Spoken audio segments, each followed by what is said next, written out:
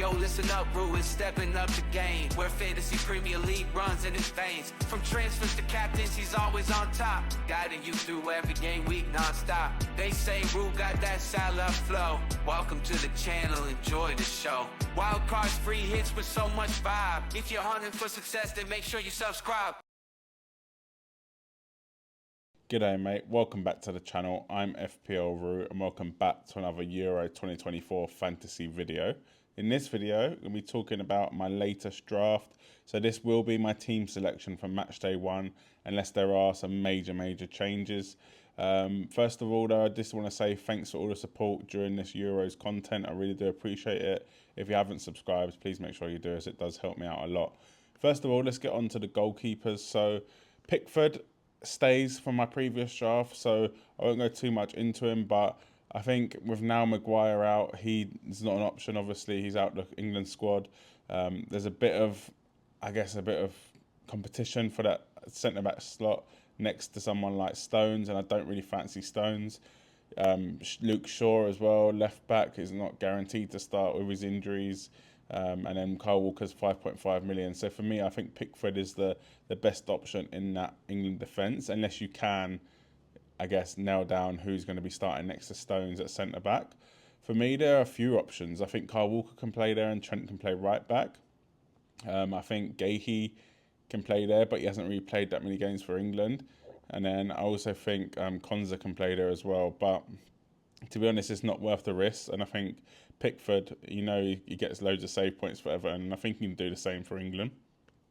Next up, a changing goalkeeper. So I did have Bruggen for Netherlands, but I just realised that basically, or someone in the comments let me know that they're playing the same day as England. So obviously I can't, there's no point me having goalkeepers from the same day. So for that reason, I have brought in Lunin, but I obviously didn't realise this because in Australia, where I am now, it's not the same day. So Bruggen played at 11 p.m. on the 16th, and then Pickford played at 5 a.m. on the 17th. But obviously, in Germany, in the UK, they're at the same day. They're on the same day. So that's why I've gone for Lunin, and they're still not guaranteed that he's going to be starting for Ukraine. He's obviously now been the Real Madrid goalkeeper for most of this year, and he's been given some extra time off because they did win the Champions League, Real Madrid. But I do think he will be number one, and he's got Romania first game, and Pickford's got Serbia. So two strong games for me. If Pickford doesn't get the points, then I don't mind transferring in Lunin. One thing though with this is it's not a lot of money on goalkeepers, but obviously I could go for another 4.5 million goalkeeper rather than a 5 million and a 4.5 million.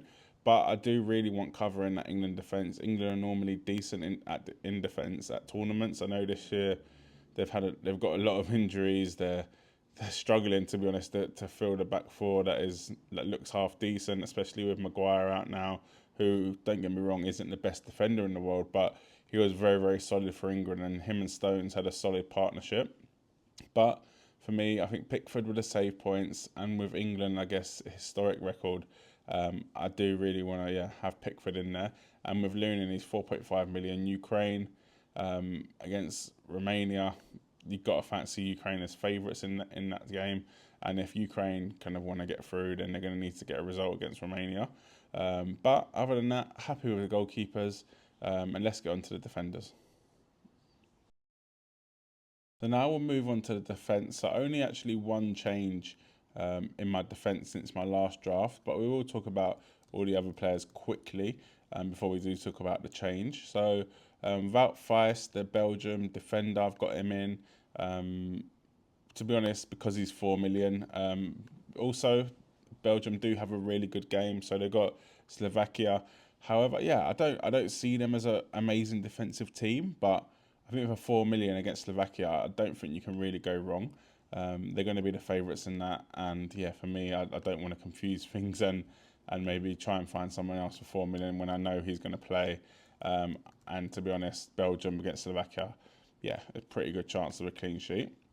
Next up, another 4 million defender, which is an absolute bargain, It is Mittelstadt, the German left back. So he is only 4 million, which is still just like I feel like there's something wrong with that. He's going to play left back for Germany. He basically this season he got 2 goals, 4 assists for Stuttgart, which is a pretty good return. Considering he's not really an attacking left back. He's just like I guess a standard left back. But again, 4 million, Scotland at home. For me, it's an absolute bargain, and I think these two are must-haves in any draft just to make money for some of the big hitters up front. Next up, we've got DeMarco, the Italy fullback, who has a very good game against Albania. 5 million, like I said, Italy. We know how good they are defensively over the years. And DeMarco actually does get forward quite a lot. In Serie A last season, 30 matches, 5 goals, 6 assists. For Italy, he's only got 1 assist though in qualifying, 8 matches. But yeah, for me, for 5 million, covering that Italy defence and the fact that he can get forward and get points, I think he is a nice option, especially that fixture against Albania. Yeah, a very nice fixture to go for. Before we do get on to the next player, I just wanted to remind everyone I am actually on the strategy of wildcard matchday 2 and limitless matchday 3. So this team is only for one matchday. If a few of you were wondering, I haven't watched any of my previous videos. Next up is the change. So I did have Van Dijk in, but I made a change in midfield, which is an upgrade. I think is an upgrade. So I've gone for Frimpong. I know what you're going to say. He might not start, but he started in the first warm-up game, and he looks so good. I know Dumfries is there, but I feel like he was playing right wing rather than right wing back. And for me, he's so attacking. He's had what a season he's had for Leverkusen. 9 goals, 7 assists in the Bundesliga. He's so attacking. 5.5 million. Netherlands have got Poland as well, which is a good fixture for them. It's obviously a risk him not starting, and if there's any inkling that he won't start, or maybe he doesn't start there's an inkling of him not starting, then he'll be out my team. But for now, I'm confident he's going to start, and I think he's worth the risk, to be honest with you. The fact that he's only 5.5 million, he's not 6.5 million, and the fact that Netherlands have a strong defence and he is very attacking, that, yeah, for me, that's good enough to take that risk. Obviously, if there's rumours coming out that he won't be starting, then he will come out my team. Next up, we've got Theo Hernandez, so 5.5 million as well. And obviously, he does play for France. He is a very attacking left back. And for me, he does the business in terms of club football. And he does look very good in terms of international football. But I think the way France play does hinder him a little bit. And it is slightly putting me off. I think France, with their fullbacks, they don't really bomb forward because of their attacking wide players are so wide and so high that I don't think they have enough space for the fullbacks and wingbacks to actually get anywhere near him. They've obviously got Mbappe, Ousmane Dembele, Coman maybe sometimes plays, which for me in the past France have never had wingbacks that do bomb on. But Theo Hernandez is such a good left back. He's probably one of the best left backs in the world. 5 goals, 4 assists in a Serie A last season. Even for France at the World Cup, he got a goal and 2 assists, and he didn't really start the first 2 games because his brother did, and he got injured. So, yeah, for me, it is a risky one, but I think covering that France defence with them, their centre backs are ridiculous. Upamecano, Konate, Saliba. Yeah, just ridiculous. And I think they're going to keep a clean sheet, and I think he's the most attacking of the defenders. So for 5.5 million, I think he's a nice person to go for, and I don't think many people will be going for him either. Next up, let's move on to the midfield. Now we're on to the midfield, which I guess has seen the most change, because a change in midfield that I've done has kind of affected my whole team, and yeah, meant I've had to change a few players. But we'll start off with a player that has been in my draft ever since day one. It is Florian Wirtz, the German kind of number 10/winger, has been incredible for Leverkusen this season. Obviously, Leverkusen have been incredible themselves, but he's been such a baller. 11 goals, 11 assists for him in the Bundesliga. In Europa League, 4 goals, 4 assists, and also in the German kind of Pokal, he's got 3 goals, 4 assists. For Germany, hasn't done it in qualifiers. 4 matches he's played, 2 assists. But for me, yeah, he's on fire at the minute, and a lot of people have been going for Gundogan, and I do understand why you would. He's on penalties, he's playing number 10, but for me, Wirtz is special, and paying that 0.5 million extra, I think is going to be worth it for Florian Wirtz. Next up, we've got Rodri, so a player that we don't normally pick in fantasy games because he's a defensive midfielder, but in this game you do get extra points for kind of getting possession off another player. So take that into consideration. Every 3 times he does that, he gets a point. But another major thing is for Spain, he does take the penalties, and that is absolutely massive. Couple that with the additional points for the tackles, etc. Plus, he's had his best goal scoring season in the Premier League for Man City, 8 goals, 9 assists. For me, that does make Rodri a good option, and especially at his price point of 6.5 million, I think it can be a nice bargain. Yes, the fixture is not great for Spain. They've got Croatia, but I think that kind of helps a bit. I think Rodri is a 1-0 player, and I think when Rodri scores big goals, it's normally 1-0. And I think Rodri 1-0 in that game could see him score 10 plus points. So for me, I do really like Rodri. It's kind of goes against everything I say in picking attacking players, but with this game you do get extra points for them kind of doing their defensive duties, etc. So for that reason, yeah, I think Modric. I think Rodri. I guess he's going to be playing Modric, but I think Rodri can be a really good player to go for in this sort of game, in this sort of fantasy game. Next up, a similar story, to be honest. We've got Xhaka. So again, not the most attacking midfielder, but his ball recoveries are out off the scales. Also, another thing to consider, for Switzerland, he is very, very attacking. So let's look at his kind of stats for the Bundesliga this season for Leverkusen. He's got 3 goals in 33 appearances. For Switzerland, the qualifiers, 2 goals, 2 assists in the qualifying, which is obviously it's around the same, but it's in a third of the game less. He is so much more attacking for Switzerland. He takes set pieces. He's much more attacking, and again, for his price point, I can't find too many players that are, I guess, the main player of the team, do defensive stuff, do make attacking runs. Do you know what I mean? So a bit of an all-rounder, and I think you're going to need that in this game. Over 6 million, I can't really see better for me personally, but let me know what you think in the comment section below. Next up is the player I kind of ripped up my team for. It is Bruno Fernandes. Again, a player that is very good at fantasy games because of his output. 10 goals, 8 assists for Man United last season, which is not his best. 8 goals, 8 assists the season before that, 10 and 6. And then obviously he had that massive season of 18 goals and 12 assists. But for Portugal, in qualifying, 6 goals, 7 assists, which is ridiculous in 10 games. At the World Cup as well in 2022, he got 2 goals, 3 assists in only 4 games as well, because obviously Portugal did get knocked out by Morocco. And for me, this is the main reason why he's in the team, is he just gets goals and assists. He's the best player on the pitch most of the time, even when he, I guess, doesn't get goals and assists. He's always likely to pick up, I guess extra points for being one of the best players on the pitch. And I think in this Portugal team, it's his turn to step up, really.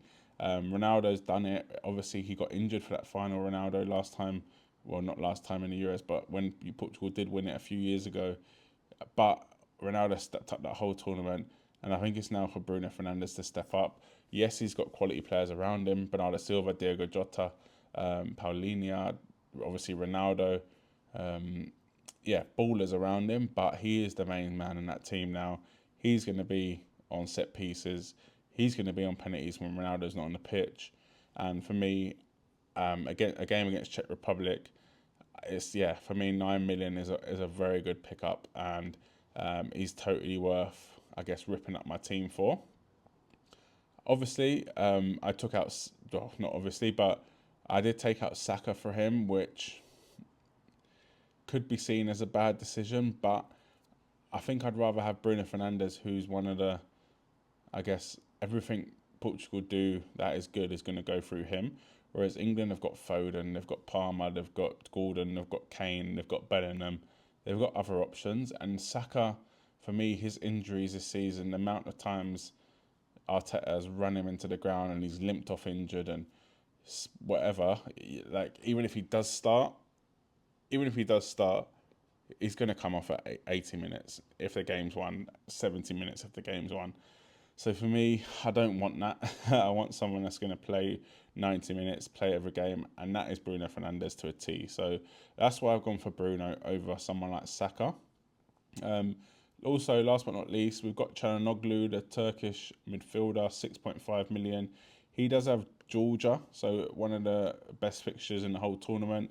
He ended up on 13 goals, 3 assists in the Serie A last season for Inter. For Turkey, though, he hasn't really done it, I'd say. Personally, I think he hasn't done it. In qualifying, no goals, no assists. In the World Cup qualifiers, he did a bit better, I guess, but obviously they didn't even qualify for that, so it doesn't mean anything. But he's on set pieces, he's on pens, he's shown he's done it in Serie A that he can get goals.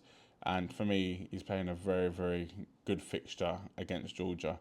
And yeah, for me, at that price point, again, 6.5 million, I can't really argue with that. On set pieces, on pens, playing one of the weakest teams in the tournament. For me, take my money, and he's, yeah, straight in my team. Let me know what you think of my midfield, because it's not something I normally go for. I wouldn't really go for defensive midfielders, and I probably won't go for, a midfielder not from one of the highest ranked teams. I've gone for a Turkish midfielder. But let me know what you think in the comment section below, because obviously this game you get points for ball recoveries. This team's only for one fixture as well, which is another key thing. But yeah, I'd like to know what you think in the comment section below, and let's get on to the forwards. So the forwards haven't changed, so I won't spend too long on them. It is Lukaku, Harry Kane, and Mbappe. I forgot to say his name there for a second. Lukaku is 9 million. He's got Slovakia, which is a really good fixture. And maybe a lot of people might be thinking, why have you got Lukaku? He's terrible at finishing, but he is a different player for Belgium. And for me, he is a must-have in this team. I've seen some teams without Lukaku, and I just don't really understand it, considering I know you can't always translate qualifying to tournament football. I get that, but 13 goals, 3 assists in the Serie A last season, which is not great, but okay. Qualifying, he's got 14 goals, 1 assist in 8 games. Ridiculous. Obviously, the World Cup, he only played 2 games because he was a bit injured. But before that, in the Euros, he got 4 goals. For me, he does it for Belgium. And for 9 million, he's a must-have. I wouldn't even overthink it too much. And to be honest, he's only selected by 12% of people, which has just blown my mind. I understand that at the moment, he has a bit of an injury, but I think he'll be back for the tournament. There's no way he's not playing that first game, personally. But yeah, again, let me know what you think in the comment section below.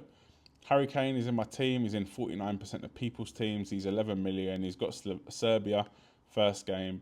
For me, Harry Kane, he's playing in a country where he's just played a whole year.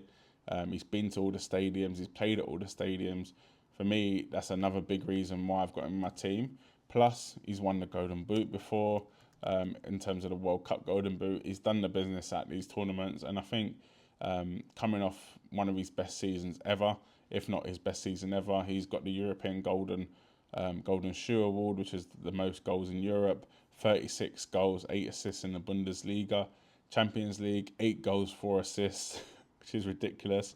For England in qualifying, 8 goals, 2 assists.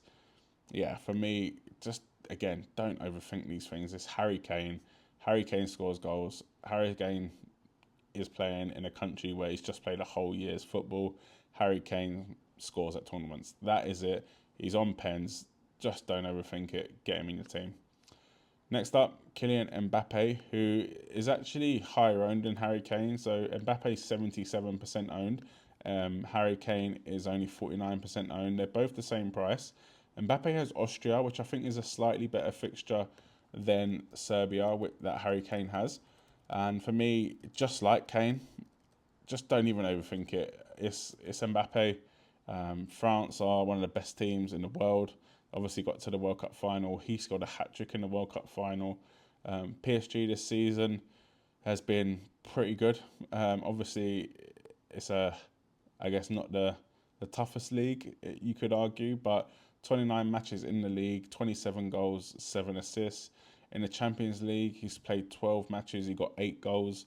For France in qualifying, he got 9 goals, 5 assists in 8 matches. In the World Cup just gone, a couple of years ago, 8 goals, 2 assists.